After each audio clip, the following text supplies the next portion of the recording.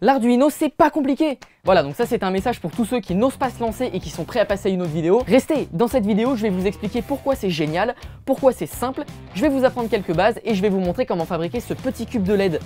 Ça sert strictement à rien, mais c'est stylé et en même temps ça va illustrer ce que je vais vous dire. La plupart de ce que je vais dire dans cette vidéo s'applique également à tous les autres langages de programmation, puisque la logique reste la même. Attention, attention, j'en vois déjà venir dans les commentaires qui s'y connaissent très bien en Arduino, me dire que la vidéo n'est pas complète, que j'aurais dû faire plus de recherches. Le but de cette vidéo est de donner les bases de l'Arduino et surtout de donner envie de faire de l'Arduino, donc c'est normal que je ne détaille pas tout. Déjà, pour ceux qui commencent totalement, voici ce qu'est une carte Arduino. Donc c'est un circuit qu'on va pouvoir programmer pour faire ce que l'on veut. Donc ça peut être allumer des LED, faire fonctionner des moteurs, afficher des trucs sur un écran, faire des calculs complexes, envoyer ou recevoir des informations, bref, c'est super polyvalent. Et justement, pour des projets de prototypage, c'est l'idéal, puisqu'il peut s'adapter à presque toutes les situations. Et c'est ça qui est incroyable, c'est qu'on peut faire tellement de trucs avec, ça va d'allumer des LED pour décorer une chambre, à faire fonctionner un véhicule électrique, bref, ça développe une créativité de fou, et tout le monde, je dis bien tout le monde, peut avoir un projet en électronique dont la solution la plus simple pour faire un prototype sera l'Arduino. Des Arduino, il en existe de plusieurs tailles qui conviennent chacune à des projets différents, mais globalement elles fonctionnent toutes de la même façon. On va déjà avoir des sorties de courant qui seront soit allumées soit éteintes, c'est ce qu'on appelle des broches numériques ou digitales en anglais. On dit que la sortie est sur 1 quand elle est allumée et sur 0 quand elle est éteinte, et on peut pas être entre les deux, c'est assez logique en fait. Et c'est ce qu'on appelle le binaire, donc c'est le langage de base de toutes les machines. Mais rassurez-vous, il n'y aura pas à parler en 0 et en 1 pour programmer un Arduino, c'est le logiciel qui est sur l'ordinateur qui va le faire pour nous. C'est ce processus qu'on appelle la compilation, donc ça va transformer le texte qu'on écrit en 0 et en 1 pour que l'Arduino puisse le comprendre. Notez également que ces broches numériques peuvent servir d'entrée de courant, par lesquelles l'Arduino va pouvoir lire des informations extérieures. On a également des broches analogiques qui elles vont fonctionner en entrée, et on va pouvoir faire rentrer une tension entre 0 et 5 volts par ces broches, et l'Arduino va retranscrire cette tension en un chiffre entre 0 et 1023. En gros, si on rentre 0 volts, l'Arduino va nous donner un 0, si on rentre 2,5 volts, on aura 512, et si on rentre 5 volts, on aura 1023. C'est ce qui va nous permettre de connaître la position d'un joystick ou d'un bouton de volume sur les tables de mixage les plus récentes par exemple. Après ça, on a des broches qui permettent d'alimenter la carte, une autre qui sort 5 volts, une autre qui sort 3,3 volts, et on a quelques broches notées GND qui signifie ground, c'est la masse, c'est le 0 volts, et concrètement vous pourrez faire passer du courant entre le 5 volts et le ground, exactement comme entre le plus et le moins d'une batterie. Et puis sur la plupart des cartes, on a un port USB qui permet de le programmer directement depuis un ordinateur. Faire de l'Arduino, c'est aussi simple que de dire à son chien d'aller chercher un bâton. Bon, le langage est un petit peu plus recherché, mais ce que je veux vous dire, c'est que l'Arduino vous obéira toujours à la lettre. Beaucoup voient l'Arduino comme quelque chose de compliqué parce que ouais, mais comment ça se contrôle? Comment on va savoir ce qu'il va faire? Eh ben non, vous dites à la carte ce qu'elle doit faire et elle fera ce que vous lui dites de faire, et c'est tout, ça s'arrête là, c'est pas plus compliqué. Si vous lui dites d'allumer une LED, elle allumera la LED et c'est tout. En fait, c'est tellement simple que c'est comme de parler à un enfant, il faut tout lui dire. Sauf que bon, un enfant ça comprend pas toujours tout, mais ça c'est autre chose. Par exemple, cette même LED que vous venez d'allumer, elle va pas s'éteindre toute seule au bout d'un moment. Il faudra dire à l'Arduino pendant combien de temps elle doit garder son état allumé, puis lui dire de l'éteindre. Et j'insiste sur ce point qu'il faut vraiment tout détailler étape par étape. Et voici le nouveau langage que vous devrez apprendre, l'algorithmique. C'est la base de tous les langages de programmation, que ce soit pour programmer un Arduino ou une page web. Mais rassurez-vous, ça s'apprend sur le tas et surtout c'est totalement logique. Prenons un exemple qui parlera à tous. Vous martyrisez votre petit frère et vous lui dites d'aller vous chercher à manger. Et de lui-même, il va se lever, aller vers la cuisine, ouvrir le frigo, prendre à manger, refermer le frigo et il va revenir vous apporter la bouffe. Il fait tout ça de lui-même parce que bien qu'il soit votre petit frère, il est un minimum intelligent et il sait comment interagir avec le monde qui l'entoure. Alors que l'Arduino, elle est conne comme ses pieds, vraiment. Il va falloir tout lui détailler pour qu'elle fasse ce que vous voulez. Ça va même jusqu'à mettre un pied devant l'autre. Enfin, physiquement, c'est pas possible, mais bref, vous avez compris l'analogie avec les instructions à donner. L'Arduino va donc exécuter un algorithme, c'est-à-dire une suite d'instructions qu'elle va exécuter les unes après les autres. Premier truc à savoir en algorithmique, que sont les constantes et les variables. Reprenons l'exemple de notre petit frère. Vous allez lui demander des barres de Twix. Mais combien? 2, 3, c'est ce nombre qui va être stocké dans une constante ou une variable. On va pouvoir lui donner un nom, donc par exemple ici on va choisir Twix, et par exemple Twix sera égal à 2 si vous voulez 2 barres de Twix. Si Twix est une constante, alors vous voudrez toujours le même nombre de barres de Twix, ça ne changera jamais. Par contre, si un jour vous en voulez 2, puis le lendemain 5, puis le surlendemain 3, et que ce nombre varie, on va dire que Twix est une variable. Bref, vous avez compris l'intérêt d'une constante ou d'une variable, donner une valeur à quelque chose de précis, puisque ce sont des emplacements qui stockent des valeurs. Deuxième chose à savoir, qu'est-ce qu'une fonction? Une fonction, c'est un bloc d'instructions auquel on va pouvoir donner un nom et qu'on va pouvoir exécuter simplement en énonçant le nom. Reprenons une fois de plus notre exemple. Étant donné que vous allez vouloir à manger chaque jour, ça risque d'être très pénible et vous demander beaucoup d'efforts et de ressources, que de répéter à chaque fois toutes les instructions pour aller chercher à manger. On peut donc ne détailler qu'une seule fois toutes ces instructions, puis nommer ce groupe d'instructions « aller chercher à manger ». Comme ça, plus besoin de détailler toutes les instructions, d'ouvrir le frigo, etc. pour avoir à manger, on dira simplement « aller chercher à manger ». Il y a déjà beaucoup de fonctions de base dans le logiciel Arduino qui vous permettent d'éviter des lignes de code entières juste pour allumer une LED, mais on peut encore en rajouter grâce à ce qu'on appelle des bibliothèques, qui vont donc rajouter des fonctionnalités au code, ce qui nous permettra de contrôler des choses un peu plus compliquées comme des écrans par exemple. Ensuite, il y a quelques autres types d'instructions à connaître, ce qui va permettre à votre programme d'interagir avec ce qui l'entoure. Je dirais qu'il y a deux types principaux. Le premier, ce sont les conditions. Par exemple, s'il y a une porte sur le chemin, alors il faut l'ouvrir. Sinon, s'il y a un mur, alors il faut l'éviter. Sinon, on peut continuer tout droit. C'est super logique en fait. Ce sont donc le si, sinon si et sinon qui permettent au programme de faire différentes actions en fonction de ce qui se présente. Le deuxième, les boucles, un groupe d'instructions qui va se répéter un certain nombre de fois, ou à l'infini, mais ça n'a pas trop d'intérêt. On en a deux avec tout d'abord le pour. Par exemple, une lettre qu'on va faire clignoter 5 fois, elle va répéter 5 fois les instructions allumer, attendre, éteindre, attendre. Et pour savoir où on en est dans le nombre de fois qu'elle a clignoté, on va prendre une variable qu'on appelle souvent i qui va compter le nombre de fois que la LED clignote. Exactement comme les mecs à l'entrée des ciné qui comptent le nombre de gens qui rentrent. Donc au début, quand la LED n'aura pas clignoté, i sera égal à 0. Quand la LED aura clignoté une fois, i sera égal à 1. Deux fois, i sera égal à 2 et ainsi de suite. Et on pourra donc dire qu'on arrêtera de faire clignoter la LED quand i sera égal à 5. Et justement, le pour va nous permettre de choisir directement le nombre de fois que la boucle devra se répéter. Il va donc compter et s'arrêter à la valeur choisie. Concrètement, pour faire clignoter une LED 5 fois, on va dire, pour i allant de 1 à 5, faire allumer, attendre, éteindre, attendre. Ensuite, on a le tant que, on va répéter un groupe d'instructions tant qu'une condition est vérifiée. Si on en revient à notre bouffe, tant que la nourriture n'est pas arrivée, harceler son petit frère en boucle. Du coup, quand la nourriture sera arrivée, plus besoin de le harceler, enfin du moins pas pour ça, et on sort de la boucle. Voilà, c'est ce qui va nous permettre de bien débuter, le reste s'apprendra sur le tas comme je l'ai dit tout à l'heure. Et j'insiste là-dessus, l'Arduino ça s'apprend pas en suivant des cours qui expliquent tout comme ça s'apprend en faisant, il faut juste connaître les bases. Après ça, on apprend de nouveaux trucs exactement comme on apprend de nouveaux mots dans le langage courant. Voici donc la meilleure façon d'apprendre l'Arduino. Vous avez un projet, je sais pas moi, une lampe qui s'allume progressivement quand la lumière du jour baisse, et vous pouvez chercher sur internet un projet similaire ou plus général, ici par exemple comment mesurer la lumière du jour avec Arduino, et vous allez pouvoir trouver un code que vous pourrez prendre et adapter à votre besoin. Pour reprendre notre exemple, imaginons que le code que vous avez trouvé sur internet vous permet de renvoyer une valeur en lumens de la lumière du jour. Mais vous vous en foutez de cette valeur en lumens. Ce que vous voulez, c'est faire varier un éclairage en fonction de la lumière du jour. Ce que vous pourrez donc faire, c'est prendre le code déjà existant et rajouter juste à la suite un simple calcul qui permet de convertir la valeur en lumens en pourcentage d'éclairement. Pour résumer, commencez par utiliser des codes déjà existants. C'est ce qui vous permettra d'apprendre la logique de programmation au fur et à mesure. Bon, maintenant que vous avez les bases, on va pouvoir passer à la partie concrète. Dans un code Arduino, on a déjà deux fonctions qui sont obligatoires même si elles sont vides. Une est le setup qui va s'exécuter qu'une seule fois au moment où on allumera l'Arduino et on l'utilise pour initialiser les sorties de courant, l'affichage sur un écran, etc. C'est-à-dire leur donner un état initial. Et l'autre fonction, c'est le loop qui s'exécutera juste après et qui va tourner en boucle continuellement. C'est là qu'on fera tourner notre programme. Hors de ces fonctions, on va pouvoir déclarer les variables et les constantes. Par exemple, si on branche une LED sur la broche numéro 5 de l'Arduino, et plutôt que de devoir travailler avec un 5 qui va se balader un peu partout, on peut stocker cette valeur dans une constante que l'on nommera LED. Donc concrètement, juste au-dessus du setup, on va pouvoir noter #define LED 5. Et du coup, on pourra directement travailler avec le mot LED. Donc pour initialiser la sortie 5, dans le setup, on va écrire pinMode entre parenthèses LED output.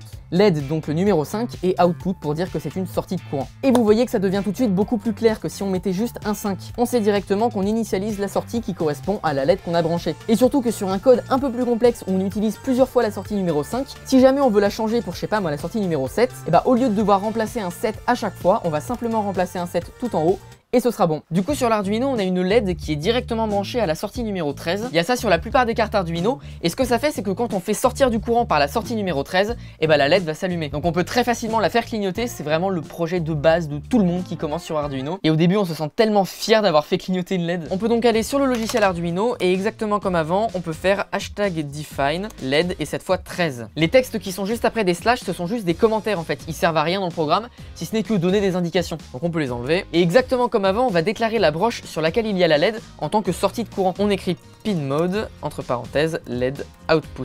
Il faut pas oublier le point virgule à la fin des lignes de code pour dire que c'est la fin, sauf pour les define, il n'y en a pas besoin. Et après on peut directement aller dans le loop et on va utiliser la fonction qui s'appelle digital write. Donc c'est la fonction qui va permettre de contrôler directement les sorties de courant, donc dire si elle est allumée ou éteinte. On va donc écrire digital write, ensuite on va dire que c'est la LED qu'on veut allumer, et pour l'allumer on va mettre un 1 comme je vous ai expliqué un peu avant dans la vidéo. On ferme la parenthèse, on met un point virgule, on saute une ligne et on va utiliser la fonction delay. Donc c'est tout simplement une fonction qui permet de poser le programme pendant un certain temps temps. Et justement, ce temps, on le met entre parenthèses et il est exprimé en millisecondes. Et donc pendant une seconde, la LED va garder son état allumé. Après, on peut remettre Digital Rights. Et cette fois, après la LED, on va pouvoir mettre un 0 pour l'éteindre. Et encore une fois, on peut attendre une seconde. Donc là, en gros, le programme va allumer la LED, la laisser allumer pendant une seconde, éteindre la LED, la laisser éteindre pendant une seconde. Et ça va tourner en boucle vu qu'on est dans le loop. On peut donc prendre notre Arduino et la brancher en USB à l'ordinateur. On va aller en haut dans Outils et vérifier que c'est déjà la bonne carte. Donc là, on voit que c'était sur l'Arduino Nano alors que nous, on a une carte Arduino Uno. Et toujours dans Outils, on peut vérifier le port. Et c'est important de bien sélectionner le port sur lequel il y a l'Arduino. Ici, c'est le COM6. Pour vérifier si on n'a pas d'erreur dans le programme, on peut cliquer sur le petit V. Là, on va pouvoir enregistrer le programme. Donc on va mettre tuto. Et quand ce sera écrit compilation terminée en bas sans erreur, bah c'est que c'est bon. Et on peut cliquer sur la flèche juste à côté pour envoyer le code vers l'Arduino. Quand en bas ce sera écrit téléversement terminé, c'est que le code est bien dans l'Arduino. Et si on regarde l'Arduino, on voit effectivement que la LED clignote chaque seconde. Si on veut, on peut diminuer les délais. Et là, on voit bien que la LED clignote beaucoup plus vite. Enfin bref, c'est bien cool tout ça, mais maintenant, on va faire un truc un peu plus intéressant. Du coup, on va réaliser ce petit cube de LED multicolore que je vous ai présenté en début de vidéo pour comprendre comment on peut contrôler plein de LED indépendamment sans utiliser une tonne de câbles. Et pour ça, on va utiliser des LED adressables. Les LED adressables, ce sont des LED que l'on va pouvoir brancher les unes derrière les autres pour les contrôler individuellement. On peut donc choisir d'allumer une LED ou choisir sa couleur sans affecter les autres LED. Ces LED possèdent donc 4 broches, donc 2 d'alimentation et 2 de data. Les broches d'alimentation, c'est tout simplement le plus et le moins, donc ça s'alimente en 5 volts. Et pour ce qui est des broches de data, on a un data in, donc là où le signal va rentrer, et un data out, là où ça va sortir. Et c'est par ces broches de data qu'on va pouvoir relier les LED les unes derrière les autres. Donc on branche le data out de la première LED au data in de la deuxième, et ainsi de suite pour autant de LED que l'on veut. Les broches d'alimentation des LED sont reliées en parallèle, donc elles sont toutes reliées à la même source de courant. Et au final, on va pouvoir utiliser qu'un seul fil de signal pour contrôler indépendamment la couleur de chaque LED. Pour faire cette boîte à LED, j'ai déjà commencé par imprimer des pièces en 3D, donc le design a un peu changé au fil du projet. Mais globalement, c'est une boîte avec 9 trous dans lesquels on va mettre une LED. J'ai soudé les LED les unes derrière les autres directement avec leurs pattes, et pour ça, je les ai connectées en forme de S pour faire un carré. Le cerveau du projet, ça va être un Arduino Nano, donc c'est le type d'Arduino que j'utilise le plus,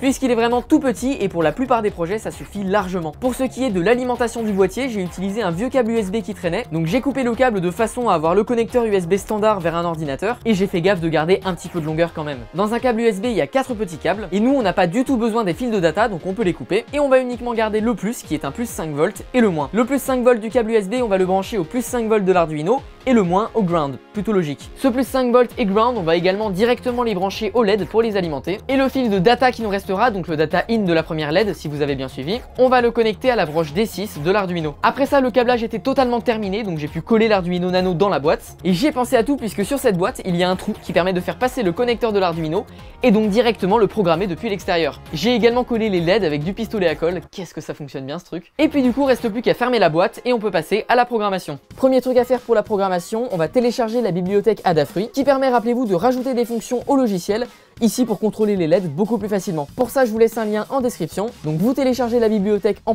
.zip et ensuite dans le logiciel Arduino, on va aller tout en haut dans Croquis, inclure une bibliothèque, ajouter une bibliothèque .zip et là vous allez juste sélectionner la bibliothèque Adafruit que vous venez de télécharger. Quand vous venez d'ajouter une bibliothèque au logiciel, il y a bien souvent aussi des exemples qui s'y ajoutent. Donc on peut aller dans Fichier, Exemple et tout en bas dans Adafruit NeoPixel et on peut sélectionner le Strand Test, le classique. On va le mettre en grand et là, waouh, on voit qu'il y a plein de lignes de code, c'est incompréhensible. Ça paraît super compliqué parce qu'il y a plein de commentaires.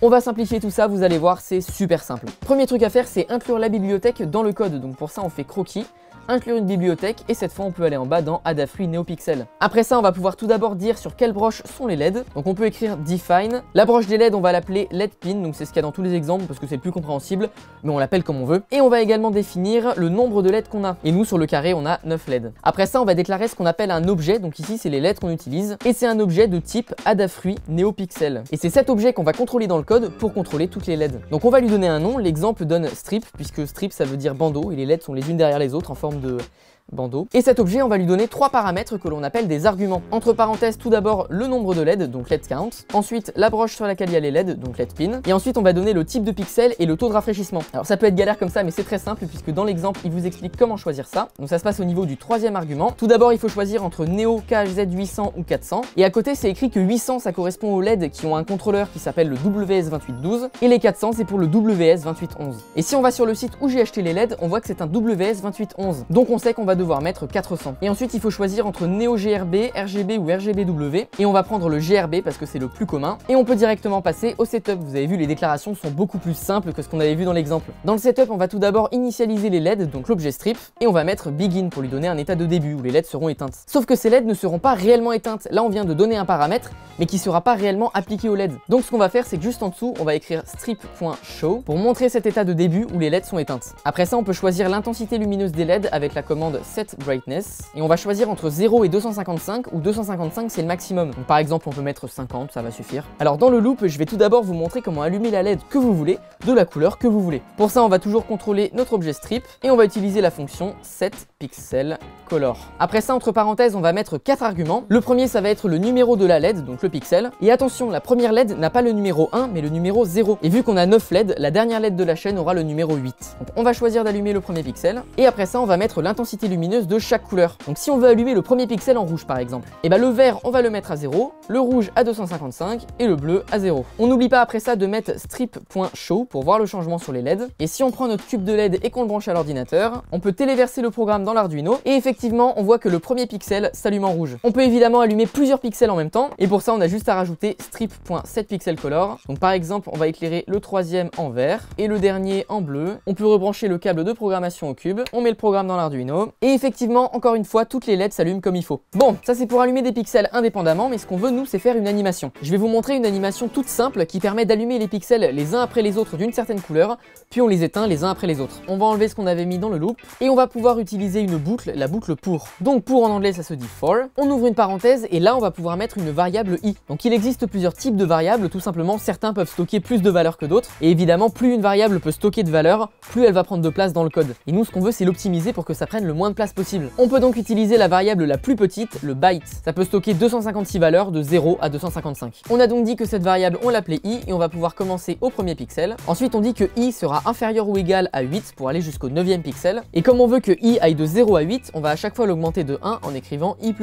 On ferme la parenthèse, on ouvre une accolade, et par exemple si on veut que les pixels s'allument les uns après les autres en vert, on va écrire strip.setPixelColor, donc exactement comme avant. Ici pour le numéro du pixel, on va mettre i, puisque i stocke le numéro du pixel, et on va mettre 255 pour le vert, 0 pour le rouge, 0 pour le bleu. On n'oublie pas de mettre le strip.show, et également on va rajouter un délai entre chaque allumage de LED. Donc par exemple, on peut mettre 200 millisecondes. Donc ça va les allumer les unes après les autres, et pour les éteindre les unes après les autres, on va faire exactement la même chose, sauf que cette fois on va aussi mettre le vert à 0 pour éteindre la LED. On n'oublie pas le strip show, et bien sûr le délai de 200 millisecondes. Et ça y est, on a maintenant terminé le code, on peut donc le tester. Et effectivement, on voit que les LED s'allument les unes après les autres, puis s'éteignent les unes après les autres. Alors évidemment, dans l'exemple, il y a des fonctions qui sont bien plus compliquées, qui permettent de faire des couleurs dans tous les sens. Mais dans tous les cas, ça c'est un exemple typique qui montre que vous n'êtes pas obligé de tout connaître en Arduino. Si vous, ce que vous voulez, c'est tout simplement mettre des couleurs sur un carré et que le code existe déjà, prenez le code existant. Il y a énormément de personnes, et j'en fais partie, qui font de l'Arduino sans forcément tout comprendre en permanence. Il y a des fois où essayer de comprendre un truc super compliqué juste pour le comprendre,